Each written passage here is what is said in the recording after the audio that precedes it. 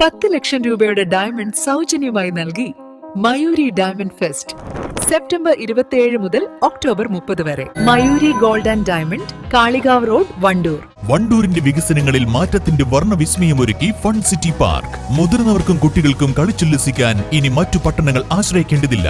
Fun city park, Manalimal bus stand, Wandoor. ഡിവൈഎഫ്ഐയുടെ ഉപരോധ സമരം തെരഞ്ഞെടുപ്പിന് മുൻപുള്ള നാടകമെന്ന് വണ്ടൂർ ബ്ലോക്ക് പഞ്ചായത്ത് പ്രസിഡന്റ്. കേരളോത്സവ നടത്തിപ്പുമായി ബന്ധപ്പെട്ട് മുന്നൊരുക്കങ്ങൾ നടക്കുന്നുണ്ടെന്നും ഉടൻ തന്നെ ബ്ലോക്ക് തല മത്സരങ്ങൾ ആരംഭിക്കുമെന്നും president V K Haskar Ali പറഞ്ഞു. ഡിവൈഎഫ്ഐയുടെ ആരോപണങ്ങളിൽ പ്രതികരിക്കുകയായിരുന്നു അദ്ദേഹം. കേരളോത്സവം നടത്താൻ തീരുമാനമെടുക്കുകയും ഇതുമായി ബന്ധപ്പെട്ട് ഗ്രാമപഞ്ചായത്ത് പ്രസിഡന്റുമാരുമായും ഉദ്യോഗസ്ഥരുമായുള്ള യോഗങ്ങൾ വിളിച്ചു ചേർക്കുകയും ചെയ്തിട്ടുണ്ട്.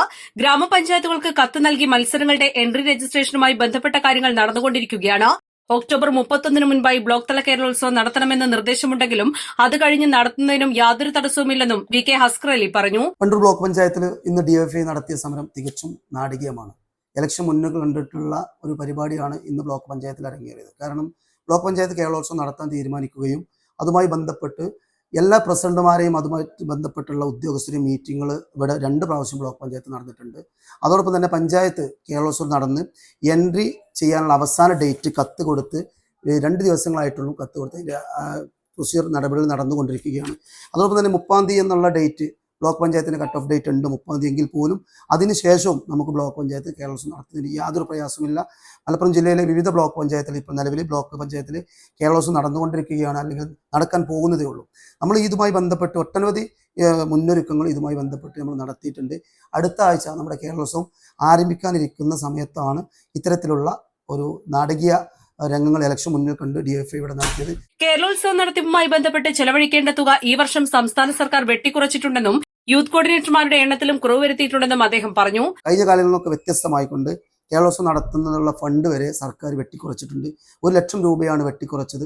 അതുപോലെ തന്നെ കഴിഞ്ഞ കാലങ്ങളിൽ വണ്ടൂർ ബ്ലോക്ക് പഞ്ചായത്തിന്റെ കീഴിൽ 6 കോർഡിനേറ്റർമാരായിട്ട് ഉണ്ടായിട്ടുണ്ടെങ്കിൽ ഇന്ന് കേവലം അത് 2 പേരിൽ ഒതുങ്ങിയെന്ന് മാത്രമല്ല, തികച്ചും രാഷ്ട്രീയപരിതമായിട്ടുള്ള നേതാക്കളെ, ഡിഎഫ്ഐയുടെയും SFIയുടെയും നേതാക്കളെ കോർഡിനേറ്റർമാരാക്കി നിശ്ചയിച്ചുകൊണ്ട് ഇത് നടത്തിപ്പ് സുഗമല്ലാത്ത രീതിയിലേക്ക് കൊണ്ടുപോകുന്ന തരത്തിലേക്ക് ഈ കാര്യങ്ങളൊക്കെ പോയിട്ടുണ്ട്. എങ്കിൽ പോലും വണ്ടൂർ ബ്ലോക്ക് പഞ്ചായത്ത് കഴിഞ്ഞ കാലങ്ങളിലും ഈ പ്രാവശ്യം നല്ല രീതിയിൽ കേരളോത്സവം നടത്തുവാൻ പോവുകയാണ്. ഇലക്ഷൻ മുന്നിൽ കണ്ടിട്ടുള്ള ഇത്തരത്തിലുള്ള നാടകത്തിൽ നിന്ന് ഡിവൈഎഫ്ഐ പോലെയുള്ള സംഘടന പിന്മാറണമെന്ന് മാത്രമാണ് ഈ അവസരത്തിൽ പറയാനുള്ളത്. കാര്യങ്ങൾ മനസ്സിലാക്കി ഡിവൈഎഫ്ഐ സമരനാടകത്തിൽ നിന്നും പിന്മാറണമെന്നും ബ്ലോക്ക് പഞ്ചായത്ത് പ്രസിഡന്റ് ആവശ്യപ്പെട്ടു. East live, Wandoor.